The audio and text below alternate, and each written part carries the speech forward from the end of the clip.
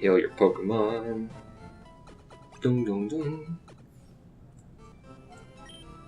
Alright, thank you. Talk to this guy. Team Rocket attacks civilian citizens. Oh wait, this isn't actually who I thought it was. It's this guy you need to talk to. Hello there, sweetie pie. I've got a deal just for you. I'll let you have a secret Pokemon, a Magikarp, for just 500 Pokédollars. So you'll buy it, am I right? No. No. Yeah, don't buy that unless you really want to have a Magikarp this early in the game. Because you can get them for free later, and very, very easily. Or I guess it's technically not free, you have to pay for the Pokeball you catch it in. But that's less than $500, so I still think I'm justified. So that was one of the pieces of dialogue that's changed, I'm pretty sure. I can't imagine him calling Red a sweetie pie. But maybe he does, I don't know. I'm not sure what the text is. Also, I don't know why my voice for that guy went from, like, Herbert the pervert from Family Guy to, like, Little Gideon, and then back to, like, just a normal tone of voice. I guess because why not? Alright, I cut away for a second there, and now I'm back. I just heard a Sandshrew. That's right. Starting in Generation 3, actually I think it's only in Generation 3, I don't think it even happens in other games. But you can very faintly hear like the cry of a Pokemon that's in the area you're in. I think it's a pretty cool touch. I don't know why they removed it from later games. I didn't even realize it was in this game. I was thinking like it was just the Hoenn games, but... I'm so used to playing this game without sound now that, like, I completely have forgotten about little touches like that. Because for the past, like, many years, I've been playing this, like, just on emulator and not actually using, like, cartridges unless, like, having the audio on. Because it's so much easier to just speed through it. But yeah, I'm glad I'm getting a chance to go back to my roots. Like Sonic does. In every single game. But I'm not gonna get into that today. Alright, let's switch Asshawk to the front. Oh yeah, the line of dialogue is pretty good. Oh. Yeah, once you get past the event. I didn't mean to use Thunder Wave. Suspicious men are in this cave. What about you? Yeah, they didn't bother changing that one. I don't know why they changed some lines of dialogue that made sense and others that... And they also didn't change others, which they probably thought would make sense. Like, this guy's clearly implying that we are a suspicious man. Although, actually, that reminds me of a dream I had recently. So I was just mentioning the Hoenn games, Ruby and Sapphire, which are part of... dang it! Okay, I need to move Quick Attack to that slot just because of muscle memory now. I don't know how I'm that used to using Quick Attack, but whatever. I guess I do use Pikachu a lot because it's a very good Pokemon in the early game. Wait, where was I going with that? Yeah, the dream I had, like a couple weeks ago. So in Ruby, Sapphire, and Emerald, your choice of player protagonists are the male, who's Brendan, and the female, who is May. May appears a lot in the anime, so she's probably more familiar. In the manga, they were called Ruby for the male and Sapphire for the girl. So that's some good background information for anyone who didn't know. Yeah, the manga likes to just name all the characters after, like the actual games. Sometimes to the point of absurdity, but we'll get into that later. You got me! Gosh, I keep on losing my train of thought. It's kind of driving me nuts. But yeah, in the games, starting from like this generation, they didn't give names to the characters based on the game they're in. So like there's red and there's blue/green, who is still called that in like every game. They never renamed them. And blue/green/leaf here just never got an official name. Which is why I'm calling her Blue, because that was her name in the Japanese manga. You already know the whole debacle behind that. What? I'm waiting for my friends to find me here.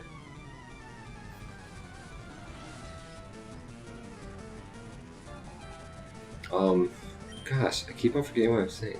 It's been a long... I would say it's been a long week, but it's Monday. Last week was a long week.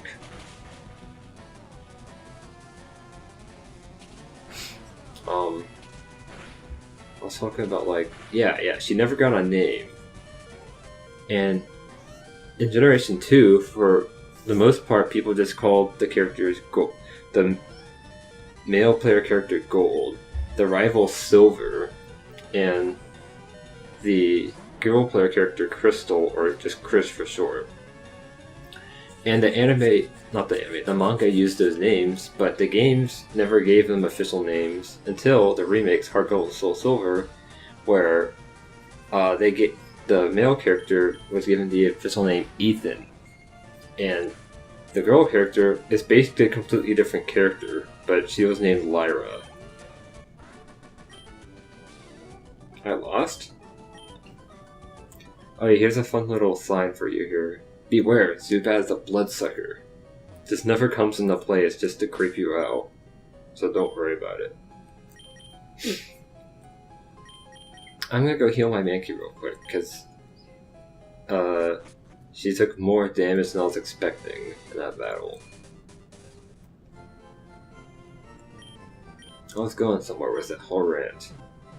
Yeah, they started giving the characters normal names starting from Gen 3 onward, and that extends to Heart Gold Soul Silver. Except for, like, red and green, they're just, like, the exceptions. That's not even relevant to what I was talking about. I was talking about the dream I had. So, basically... No, I can't even tell that dream without spoiling it. Okay, if you don't want to be spoiled with stuff that happens in the Ruby Sapphire arc of the manga, mute your audio and I'll have text pop up saying when you can unmute it.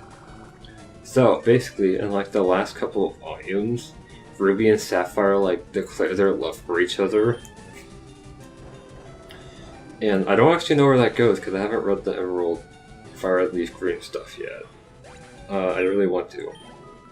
But, so a couple days after I finished reading that arc, I had a dream where some like YouTuber was making this video about, like, they're just rambling on about various things about those games. And they also made an animation of the part in the manga where they declare their love for each other.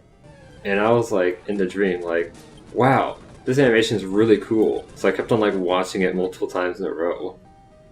And then I went to some like type of dance that was doing at my old high school. And I left my computer there by accident. We, Team Rocket, are Pokemon gangsters. We strike fear with our strength. Gonna completely ignore Team Rocket for now. Yeah, I left my computer there, and I couldn't actually get it until the morning because it was so dark in a room. I didn't want to go rummaging through the floor to try and find it. In real life, I would have tried to find it as soon as possible so that it wouldn't get stepped on or something. But this was the dream. So I got it back, and then I opened up my laptop and I finished watching the video where, like, at some point in the manga, it revealed that Ruby was actually a trans woman. And not only that, but Ruby and Sapphire became like an official lesbian couple. I was like, huh, didn't expect that. And then that's basically when I woke up. And this is not going well. Also, you can unmute your stuff now.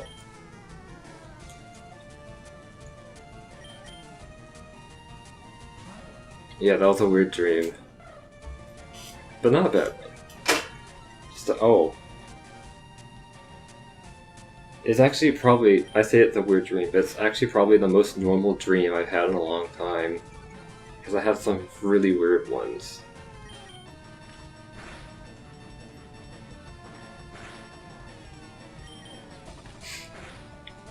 Yeah, so I'm fighting Team Rocket now. And they are the villain team of this game. Every game has at least one. Some of them have two. Ruby, Sapphire, and Emerald have two. Well, technically only Emerald has two. And also Colosseum does. Yeah, I guess... No, XD doesn't really have two. You could argue that like Black and White 2. No, not really. Well, okay. The point is, every game has a villain team, and in this game it's Team Rocket. Now, whenever you say Team Rocket to the average person on the street, they probably think of the characters from the anime, Jesse, James, and Meowth. They were members of the organization of Team Rocket, but they're by far the most frequently occurring. To this day, they appear in every single episode, with some plot to try and capture Ash's Pikachu or some other Pokemon. I blew it! To try and appease their boss so they could be let back into the organization. And Mankey's not looking so good, so I'm gonna switch him to the back for a little bit. But yeah, Jesse, James, and Meowth are not in this game. Well, at least not the talking Meowth that everyone's familiar with. There are other Meowths in this game. But not that Meowth. They are in Pokemon Yellow, because that game was specifically based off of the anime. But I'm not playing Pokemon Yellow. Am I? Oh gosh. That's Paris' ability, Effect Spore. It will give your Pokemon a random status condition sometimes. So I'm gonna nip back to the Pokemon Center again. I won't make you watch it. Alright, back.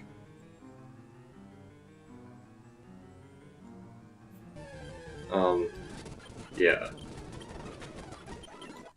Was I saying anything before I left you?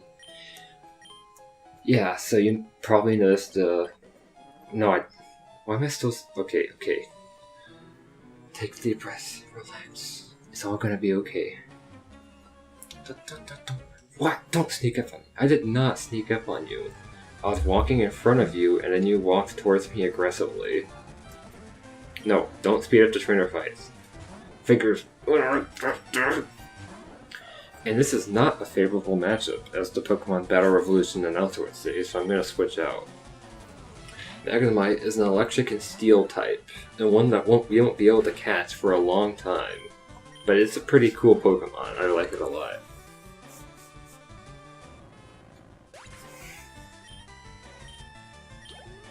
Alright, that went well.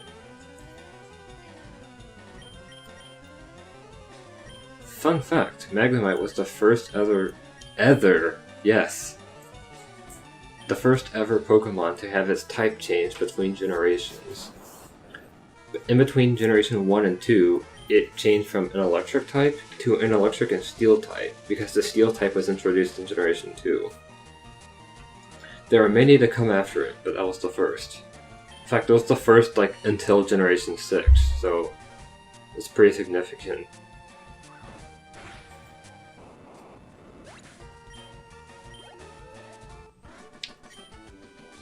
My Pokemon won't do! Alright, okay, this is good. Alright, you. Oh. You need to go through this cave to get to Cerulean City. Yes, I'm aware of that. Although, to be fair, the viewer probably wasn't. Unless you've seen this game before, which you probably have.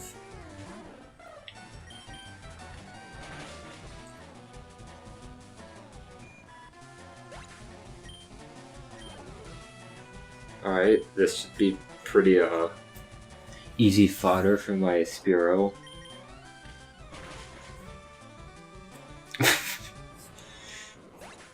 So, if anyone here is familiar with the YouTuber named Sugar Conroy, you probably are if you're into Let's Plays, because he's very famous. He has several 100,000 subscribers. But I'm mentioning him because I first started watching his videos when he had about 19,000 subscribers, and he was doing Pokemon Fire Red. I could tell like the specific story about that, but I won't. Instead, I'll just mention the fact that every time I see the name Fury Attack, especially if it's a move that a Spearow has, I think of how he said when he was a little kid he thought it said Furry Attack. So yeah, food for thought. Now, it definitely won't be a Furry Attack for this, because King Guy Red is not in this Let's Play. Oh wait, what am I doing? I could speed this up. I keep on forgetting what my own rules are. Rare Candy. That's an item that will boost your Pokemon's happiness by a lot, and raise its level by 1. It should be used very carefully though. You want to use it right after it just leveled up, actually, because then you'll get the most bang for your buck, because it'll reset your experience counter to 0. Wow, it's way bigger than here. Way bigger in here than I thought. Also, to get the most bang for your buck, I usually save them for like the very end of the game. And by that I really mean I just never use them, because that's how I roll. Yeah, this isn't a good matchup, so I'm going to send in Spearow. It's good to have a balanced team this early on. You can pick counters to like pretty much everything you see.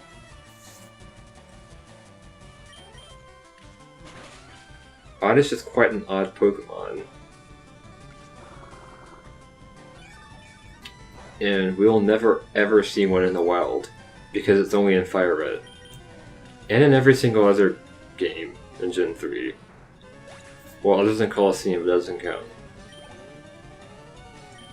Bellsprout we will see. Bellsprout is the exact opposite. It literally only appears in Pokemon LeafGreen and Pokemon XD. So yeah, that'll become significant later, because I have schemes for future Let's Plays. Miriam is the name of my mom. So that's what I think of every time I see this trader.